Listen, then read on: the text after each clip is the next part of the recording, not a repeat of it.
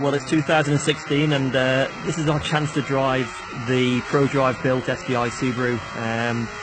Something we really dreamed about in 2011 when we started this project, and this car is very special. We've got not massive amounts more horsepower, but the chassis is based around a World Rally car. We're lighter than before, and the gearbox is a sequential type pedal shift gearbox, and we're probably running about 1200 kilos. So on this lap we're just starting our warm-up. We've got probably about 3 miles to get the tyres up to temperature, like we did in 2014, and me get my head ready to go for the run. The conditions at the moment are very warm, probably a little bit too warm for optimum performance in the engine. And this is actually our second time lap around the circuit, which was done on the Monday of TT week. Every time you go out, you're actually changing the setup of the car and just developing, because there's nowhere like the Isle of Man to test. And you can test on an airfield or a racetrack as much as you want, but there's nothing actually like the TT course.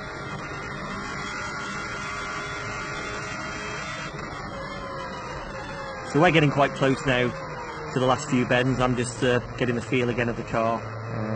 As you can see, getting plenty of heat into the tyres. And looking forward with anticipation to the start of the run.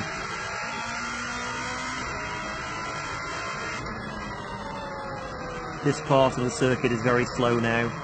We've got one tight hairpin right, and once we go around that, we're basically on our flying starting lap.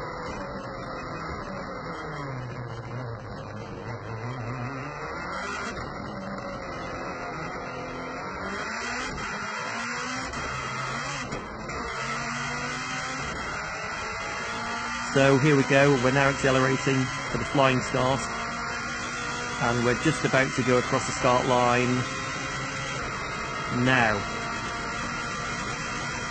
We're on our lap. Famous part for me is Bray Hill, up to 170 miles an hour now, which is definitely faster than before.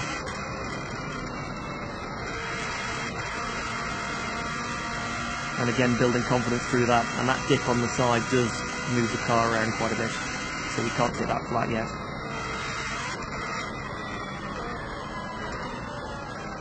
First big braking point, all the way down to second gear. Bit of oversteer there, tyres probably a little bit cool. And one feature we got for this car, which makes it a little bit more interesting, is we've got DRS like a Formula 1 car. Now you'll actually see when the red light comes on, that's when we're activating it. And the more confident I got with the car, the more I could actually use the DRS to give us more top speed and reduce the drag. Flat out now all the way to Union Mills. And this car was just a total pleasure to drive. You can carry a lot more corner speed. That's where we're getting our time. We're not actually going that much faster in terms of top speed, but we're getting to that top speed a lot faster.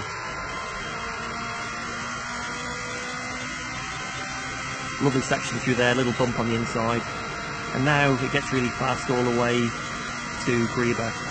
The only corner in the middle of that is Ballagary, or Ballascary, as we all name it.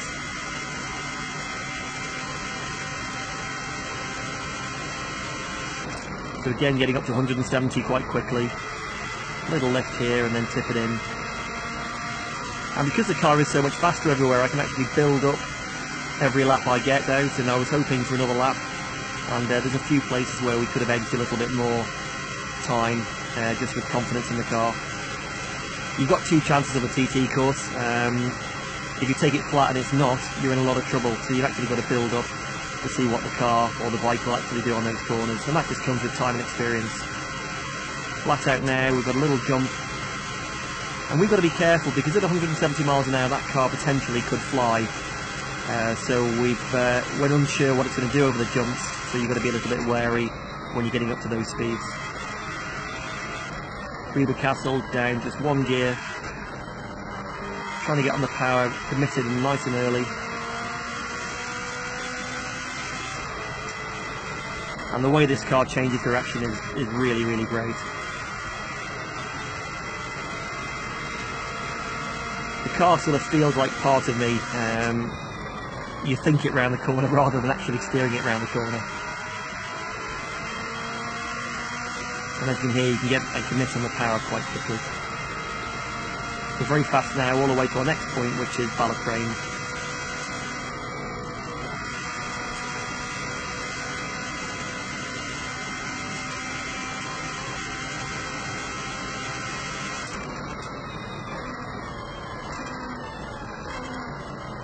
So heavy braking all the way down into third.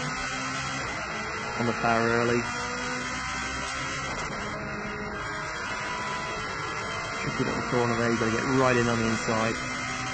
And now we get on to what is quite a good section for the car, because it's there's quite a lot of corners, so we can gain a little bit of time with our corner speed through this lot, all the way to Glen Helen. Late apex.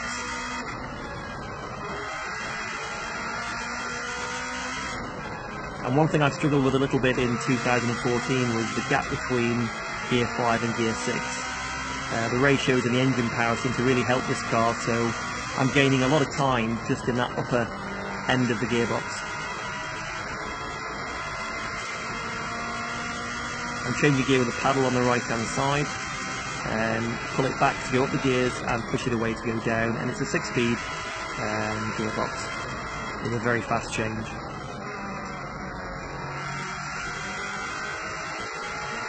Coming up to Sarah's cottage, a very big climb, you can't really see it on the TV. Difficult corner that, and now you start building power all the way up the hill again to get onto the next section. Helicopter always comes into sight here, you can see that above.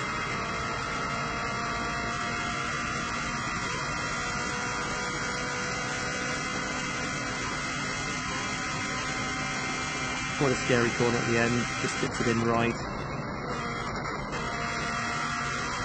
There's a bump on the inside, so it's there. Just coming down now, got to be a little bit careful, we've got a flag being waved for loss of adhesion. There's been a bike off and hit the barrier on the right. So they've had the oil flags out, as you can see the dust on the right and the bike's still parked there. Come up to the walls now, drop it down 1 gear, and I think we dropped it down 2 gears last time in 2014, and now flat out all the way to the top of the Garrow. I really do like this section, and especially in this car.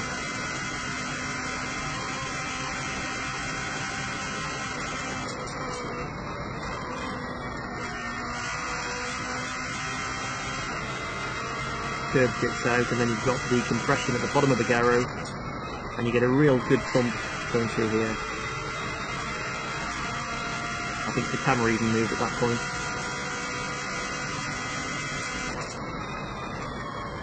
Tricky bend now, double apex right, flat left, and then a double apex left.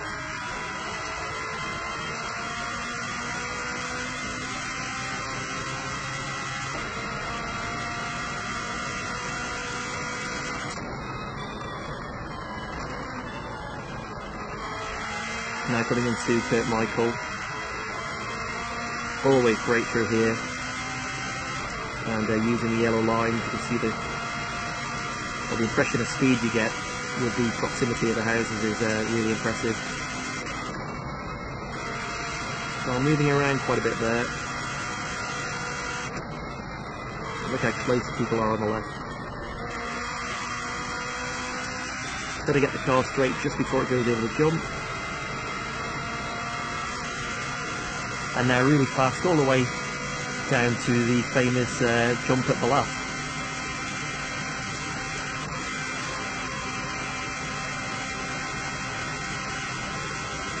Back up at 170 miles an hour, these corners are really nice.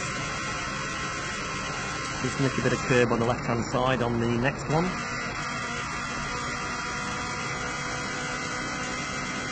As you can hear from this car, it does sound amazing, and it's also revving quite a lot higher than the previous car. We're up to about 8,500 RPM, which is quite a lot for a turbo engine. And we can't jump it too high here because of the bodywork on the car. but you're losing time in the air anyway, so as soon as she's back on the ground, back on the power and flat out, all the way to Balacry. This next corner feels really good. It's a flat out left-hander. Car takes off, and then we tip it into Quarry Bends, which is a series of right, left, right.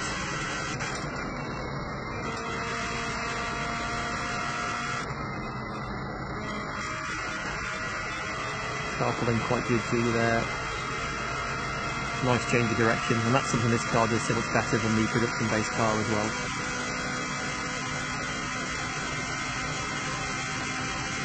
Now, although we've got a little bit more power than before and a massively better chassis, we could still afford to have a little bit more top speed here, which would bring us a little bit closer to the bikes. They're topping out at just under 200 miles an hour, and as you can see, we're just getting just over 170. Braking down here at Sulby, feels like you're doing 2 miles an hour, so you've got to be really careful to get the apex. Bit of oversteer on the outside of the corner. And now we get into the bumpy section from Ginger Hall all the way to Ramsey. Got bouncing around quite a bit.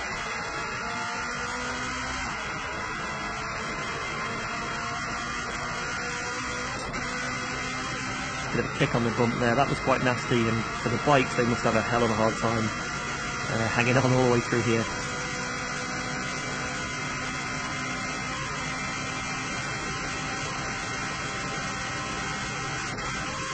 Back up to 170 again.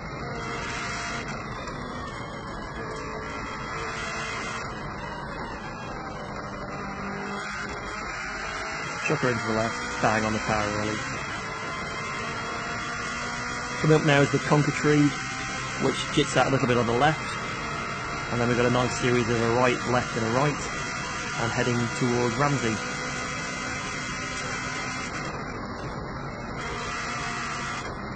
I'm moving around a little bit there. Still good corner speed. This next corner's great, small jump, and then flat out straight into the next right-hander.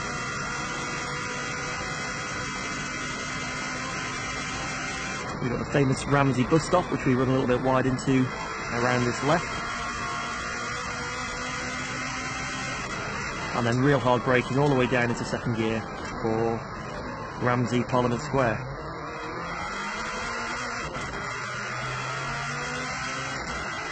A little bit of oversteer, but not too much. Always feels great going sideways, but unfortunately it's not great for the lap time. Now the climb starts. Drop the curve on the inside.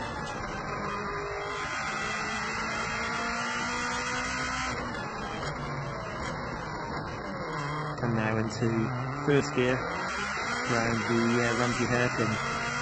Now the heat had just started to give us a little bit of understeer with the car. On our very first run we had an oversteer balance, we changed it for this lap and probably went a little bit too much the other way. So there was a little bit more time to come from the balance.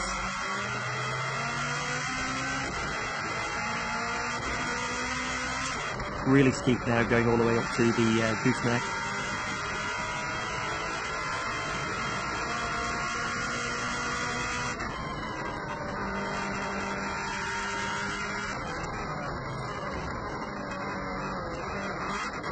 Big bit of understeer there, push to the outside, and had to come out of the gas quite early.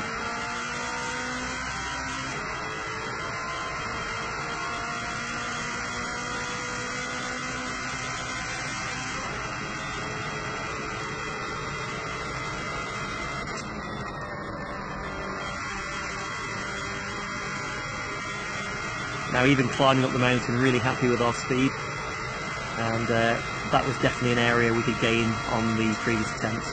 You see how much quicker this car accelerates from the 120 right the way through to 170.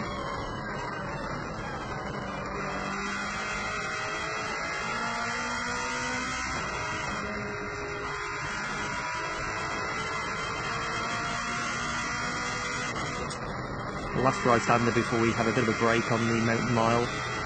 Always see the helicopter at this point, you can see it on there on the right.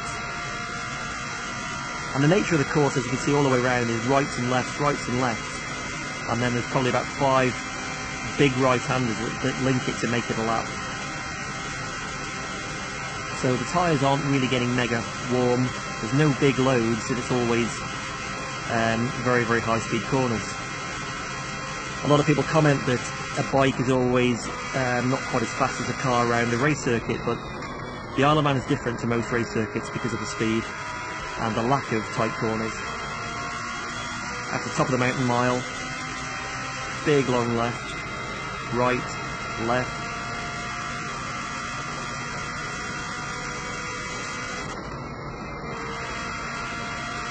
And now we start dropping downhill a little bit towards our next sort of time point, which will be the bungalow. Big long right-hander. Add a little lift there. That's where Connor had his big accident a few years ago.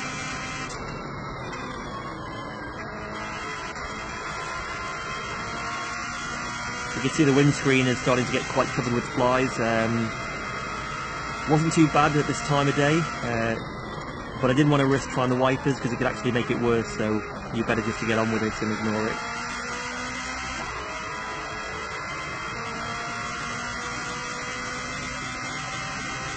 Had a great board up there, somebody showing P1. We were the only car on the circuit, so I thought that was quite funny.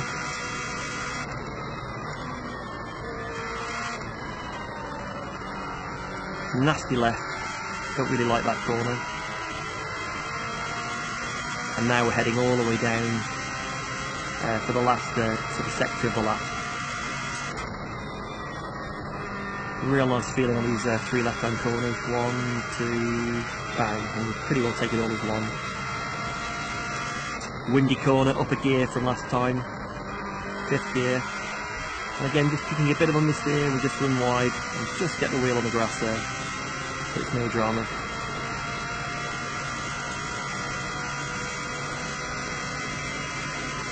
Very difficult to get the car pulled across to the right hand side before the next left. Because you're travelling so fast. That's 170. And you definitely don't want to get that one wrong.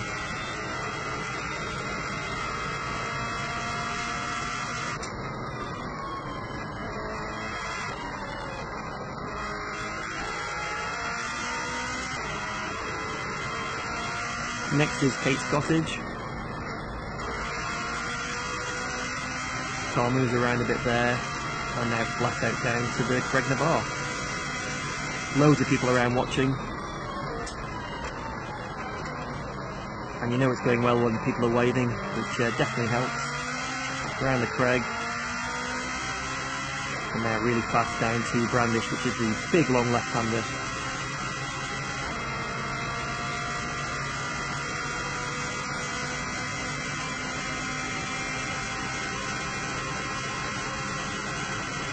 Again, back up at 170, 175 there. I was going to put the wheel on the grass, but I'm not sure if it's the best way. You might be better keeping it all on the tarmac. It does move the car around. Hilbury, big bump on the inside. Car moves about a bit there. And now coming all the way around to signpost. Get a real good buzz on these 3 lefts. You can see the car moving quite a lot and a load of steering input there.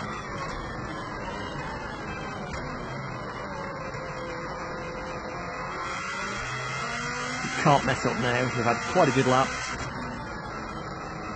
And I've got split time coming to me and I know it's looking pretty good. And in all fairness, my last sector was probably my worst, so there was a bit more time to come out of that.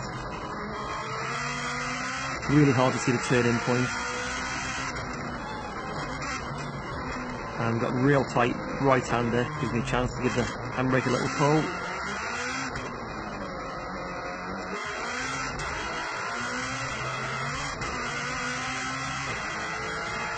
DRS wide open again. And here we go for the line.